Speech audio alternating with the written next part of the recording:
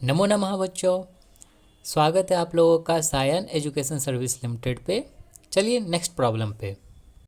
Two planets have the same average mass density, but their radii are in ratio, ये ratio है, n extra लग गया है, 1:2. The ratio of their respective acceleration due to gravity is.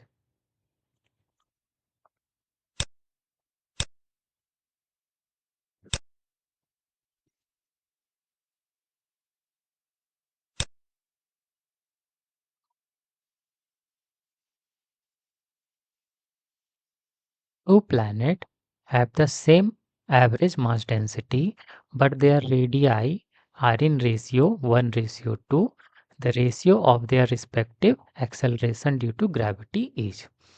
तो इसमें देखिए, इसमें बोल रहा है, क्या निकालने बोल रहा है? रेशियो निकालने बोल रहा है। किसका? एक्सेलरेशन ड्यू टू ग्रेविटी का।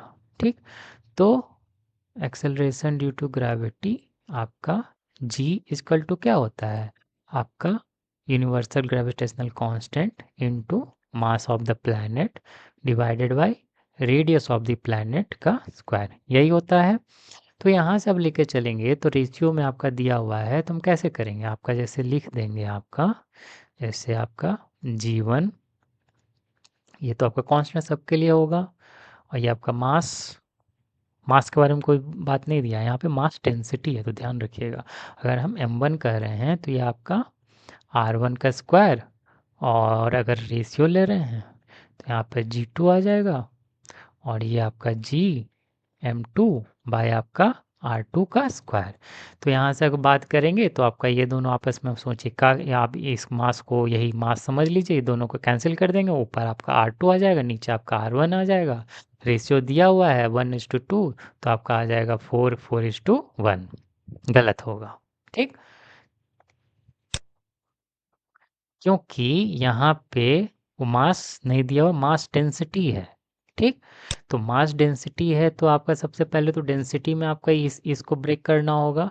दूसरा आपका जो मास है आपका, वहाँ भी एक आपका रेडियस होता है। जैसे बचपन में आप पढ़े होंगे, मास इक्वल टू क्या होता है? डेंसिटी इंटू वॉल्यूम होता है।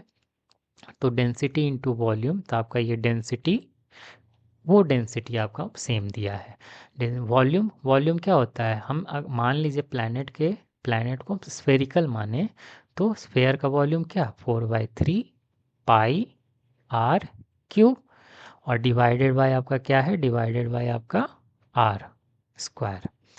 तो यहाँ से अगर बात करेंगे तो ये जो आपका रेडियस ऑफ प्लैनेट और ये रेडियस ऑफ प्लैनेट, यहाँ पे कैंसिल, स्क्वायर ऊपर क्यूब है तो सिंगल आर ही बचेगा यहाँ पे। तो यहाँ पे अगर बात करेंगे तो आपका क्या क्या हो जाएगा? 4/3 पाई, ये आपका रो, प्लैनेट का डेंसिटी, मास डेंसिटी जी, और आपका आर। और बात करेंगे ये सारा 4/3 पाई, ये आपका मास सेम दिया चूँकि कांस्टेंट ले लेंगे, और जी तो आपका कांस्टेंट ही होता है।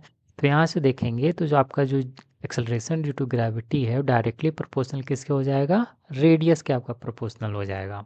ठीक, तो अब जाके हम निकालेंगे कि आपका 1 और ये आपका 2 आपका डायरेक्टली प्रोपोर्शनल है, तो आपका R1 और ये आपका R2, R1 R2 का रेशियो कितना दिया हुआ है? 1:2।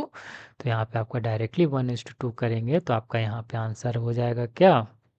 आंसर हो जाएगा 1/2, जो कि आपका है फर्स्ट ऑप्शन। ठीक, क्लियर होगा? मिलते हैं नेक्स्ट क्वेश्चन में। अगर आप लोगों को मेरा पढ़ाया हुआ अच्छा लगा, so do like and subscribe.